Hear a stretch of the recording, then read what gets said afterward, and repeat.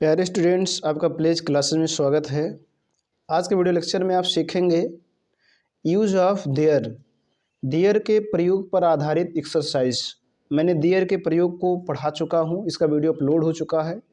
यदि आप ना उसको देखें हो तो देख लीजिए, उसका लिंक डिस्क्रिप्शन में है। उसके बाद आप इस वीडियो को भी देखेंगे तो आपको काफ़ी हेल्पफुल होगा, मददगार होगा आपके लिए।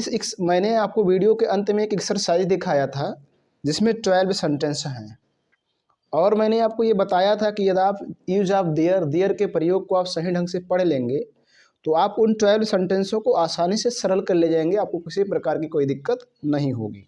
ठीक, तो आज के वीडियो लेक्चर में आप उन्हीं 12 सेंटेंसों का एक्सरसाइज जो है सरल करेंगे, ट्रांसलेट करेंगे, और आप देखेंगे कि क्या आपने उसका ट्रांसलेट सही किया है या गलत। तो देखिए, आपके सामने एक्सरसाइज दिख रही है, और एक्सरसाइज में पहला सेंटेंस आपके सामने है, मेरे पुस्तकालय में बहुत सी पुस्तकें हैं। देखिए, मेरे पुस्तकालय में बहुत सी पुस्तकें हैं, इसके अंत में आप देखेंगे तो यहाँ पूर्ण विराम है और इसमें कहीं नहीं शब्द नहीं है। तो जब भी किसी सेंटेंस के अंत में पूर्ण विराम हो और उसमें नहीं शब्द ना हो तो वो सिंपल सेंटेंस होता है।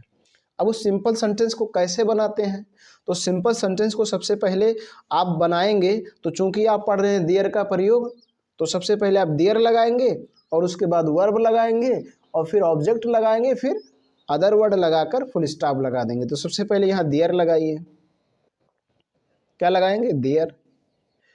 उसके बाद ऑब्जेक्ट क्या देखेंगे, बहुत सी पुस्तकें, तो बहुत सी की इंग्लिश मेनी, और बुक्स, तो इसके साथ कभी भी देयर के अनुसार आपको क्रिया का यूज नहीं करना। यदि आप देयर के प्रयोग जानते होंगे तो आपको मालूम होगा। तो आपको मेनी बुक्स के अनुसार लगाएंगे तो क्या लगेगा, R. There are many books, बहुत सी पुस्तकें हैं। कहाँ हैं, मेरे पुस्तकालय में, इन माई लाइब्रेरी, सॉरी ये लाइब्रेरी लिखना है, इन माई लाइब्रेरी, उसके बाद फुल स्टॉप। ठीक, इस प्रकार से आपको बनाना है। अगला समझेंगे, पानी में कुछ है। पानी में कुछ है, इसमें देखेंगे अंत में पूर्ण विराम है और नहीं शब्द नहीं है। तो जब अंत में पूर्ण विराम हो, नहीं शब्द ना हो, तो आपका होता है सिंपल सेंटेंस। तो सबसे पहले आप लगाएंगे देयर। अब उसके बाद इसको लगाने से पहले, वर्ब लगाने से पहले देखेंगे वो टेंस है या क्या, उसके अनुसार लगाएंगे। तो ये इज एम आर का प्रयोग है। यहाँ देखिए कुछ है, कुछ मतलब समथिंग, ये एनीथिंग, समथिंग, नोबॉडी, एनीबॉडी, ये सब हमेशा सिंगुलर होते हैं, इसके साथ सिंगुलर वर्ब लगाया जाएगा। तो is, there is something, there is something in the water. ठीक, इन द वाटर, उसके बाद फुल स्टॉप। इस तरह से आपको करना है। अगला समझेंगे, इस शहर में कितने लोग हैं। तो इसके अंत में आप देखेंगे तो क्वेश्चन मार्क है। तो जब किसी सेंटेंस के अंत में क्वेश्चन मार्क हो तो वो होता है इंट्रोगेटिव सेंटेंस। अब इंट्रोगेटिव सेंटेंस जो होता है वो दो प्रकार के होते हैं, एक yes no type interrogative sentence और एक डब्ल्यूएस टाइप इंट्रोगेटिव सेंटेंस। अब yes no type interrogative sentence क्या होता है, ऐसे इंट्रोगेटिव सेंटेंस जिनका आंसर यस या नो दे सके। तो बताओ, इसके आंसर आप यस या नो दे सकते। इस शहर में कितने लोग हैं, आप कहेंगे यस, कहेंगे नो, नहीं, बिल्कुल नहीं, इसका आपको बताना पड़ेगा कितने लोग हैं। अर्थात यस या नो से इसका जवाब पूरा नहीं होगा। तो जब किसी सेंटेंस का जवाब यस या नो से पूरा ना हो तो उसे कहा जाता है W S type interrogative sentence. तो ये W S type interrogative sentence है। तो जब W S type interrogative sentence होगा तो सबसे पहले क्वेश्चन वर्ड लगाएंगे। अब बात आती है क्वेश्चन वर्ड क्या है। तो क्वेश्चन वर्ड ये है, जैसे आपका है क्या, कहाँ, क्यों, कितना, कितने, कितने, कौन सा, कौन से, किस, किसने, कौन, ये सब आपका होता है क्वेश्चन वर्ड। तो इसमें देखिए क्वेश्चन वर्ड कौन है, कितने। तो ये देखिए, कितने की अंग्रेजी दो इंग्लिश होती है, एक होता है हाउ मेनी, एक होता है हाउ मच। तो नंबर के लिए लगाएंगे हाउ मेनी और क्वांटिटी के लिए लगाएंगे हाउ मच। अर्थात कहने का मतलब ये है, जिसको आप गिन पाओ उसके साथ लगाओ हाउ मेनी, और जिसको आप ना गिन पाओ उसके साथ लगाओ हाउ मच। तो कितने लोग हैं, लोगों को आप गिन सकते हैं, लेकिन अगर आपसे कहा जाए इस गिलास में कितना पानी है तो पानी को आप नहीं गिन सकते हैं। तो वहाँ हाउ मच लगाया जाएगा, लेकिन यहाँ लगाया जाएगा हाउ मेनी। तो सबसे पहले क्वेश्चन वर्ड हाउ मेनी। ठीक, अब प्यारे स्टूडेंट्स, ये भी आपको ध्यान रखना है कि हाउ मेनी मतलब कितना, कितनी, कितने, कौन सा, कौन से, किस, किसका, किसकी, किसके के साथ कोई नाउन आया हो तो उसकी अंग्रेजी भी उसी के साथ लिखते हैं। तो हाउ मेनी कितने हो गए, और लोग की भी अंग्रेजी इसी के साथ रहेगा, पीपल, हाउ मेनी पीपल। अब उसके बाद आपको सब्जेक्ट हो गया, अब लगा, नहीं सॉरी, क्वेश्चन वर्ड हो गया। अब लगाना है आपको क्रिया। तो क्रिया किसके अनुसार लगेगा, पीपल के अनुसार। तो यहाँ लगेगा are, there, in this city, ठीक। उसके बाद question mark, how many people are there in this city, ठीक। अगला समझेंगे, तुम्हारे गांव में 2 अस्पताल है, तुम्हारे गांव में 2 अस्पताल है, सॉरी यहाँ पर क्वेश्चन मार्क नहीं फुल स्टॉप रहेगा, इसके देखिए अंत में फुल स्टॉप है, इसमें नहीं शब्द नहीं है। तो जब किसी सेंटेंस के अंत में फुल स्टॉप हो नहीं शब्द ना हो तो सिंपल होता है, तो सिंपल में सबसे पहले देयर लगाएंगे तो देयर लगा दीजिए। अब उसके बाद ऑब्जेक्ट के पहले वर्ब लगाना, लेकिन देखा जाए 2 अस्पताल है, एक नहीं 2 है, तो प्लूरल है तो लगाएंगे आर, देयर आर 2 हॉस्पिटल, और तुम्हारे गांव में in your village, there are 2 hospital in your village, तुम्हारे गांव में 2 अस्पताल है। इस तरह से आप बना सकते हैं।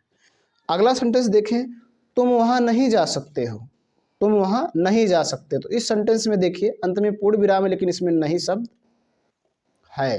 तो जब अंत में पूर्ण विराम हो नहीं शब्द हो तो वो होता है आपका नेगेटिव सेंटेंस। अब नेगेटिव सेंटेंस में, लेकिन यहाँ इस सेंटेंस को आप ध्यान से देखेंगे तो यहाँ लिखा है तुम, कौन, तुम, तो तुम मतलब सब्जेक्ट दिया है, लेकिन यहाँ एक शब्द आया है वहाँ, तो यहाँ देयर का यूज वहाँ के सेंस में होगा, सब्जेक्ट के सेंस में। मैंने आपको बताया था कि देयर का यूज 2 तरह से होता है, एक होता है एज अ सब्जेक्ट और एक होता है वहाँ, उधर और उस स्थान के मीनिंग में।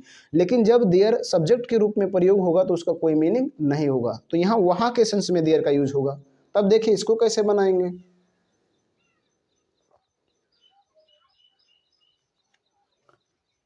प्यारे स्टूडेंट्स ध्यान देंगे कैसे बनाएंगे। सबसे पहले तुम की अंग्रेजी लिखो, तो तुम की अंग्रेजी यू नहीं जा सकते तो लगाएंगे कैन नॉट, और जाना का अंग्रेजी गो, यू कैन नॉट गो वहाँ, तो वहाँ की अंग्रेजी हो जाएगा देयर।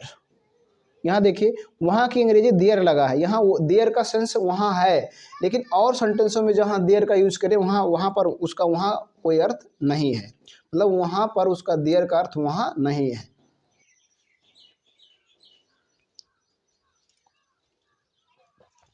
तो इस प्रकार से you can not go there हो जाएगा। चलिए अगला सेंटेंस देखते हैं।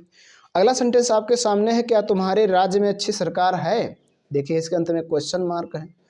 तो मैंने अभी कहा कि जब किसी सेंटेंस के अंत में क्वेश्चन मार्क हो तो होता है इंट्रोगेटिव सेंटेंस, और इंट्रोगेटिव सेंटेंस 2 प्रकार के, एक yes no type interrogative sentence, एक WH type interrogative sentence.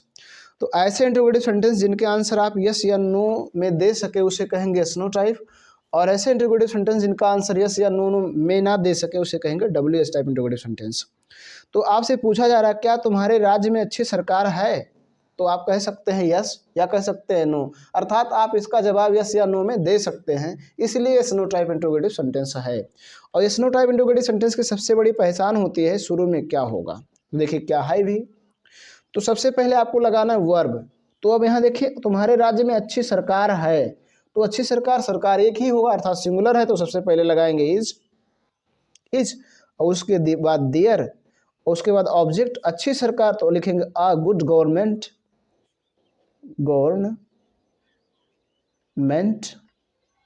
Is there a good government in your state,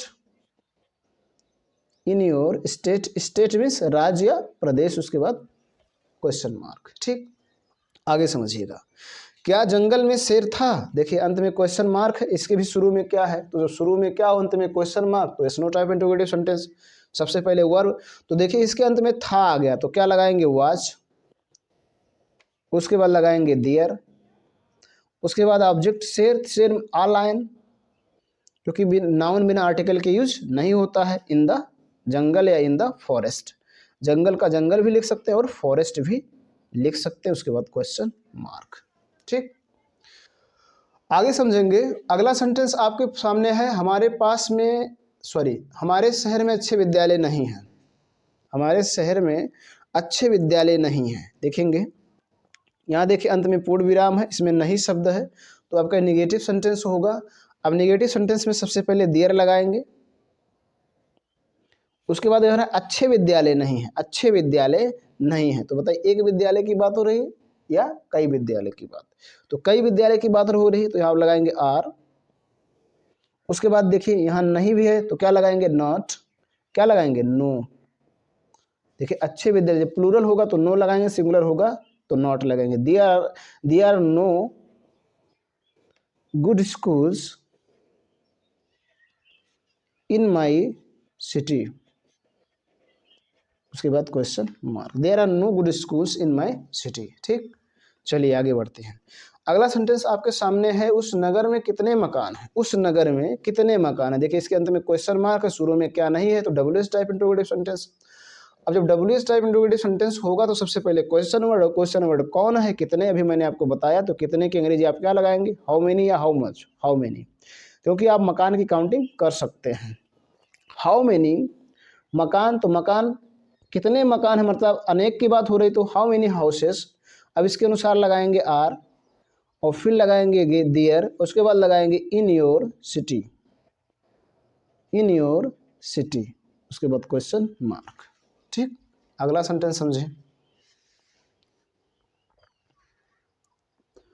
प्यारे स्टूडेंट्स, आपके सामने अगला सेंटेंस है, इस पुस्तक में कितने पन्ने हैं। तो देखिए अंत में क्वेश्चन मार्क है, क्या शब्द शुरू में नहीं, तो WH टाइप इंट्रोगेटिव सेंटेंस, और WH टाइप इंट्रोगेटिव सेंटेंस सबसे पहले क्वेश्चन वर्ड, क्वेश्चन वर्ड कौन, कितने, तो कितने की अंग्रेजी सबसे पहले हाउ मेनी, क्योंकि पन्ने को आप गिन सकते हैं, पन्ने की अंग्रेजी होता है पेज, तो हो जाएगा पेजेज।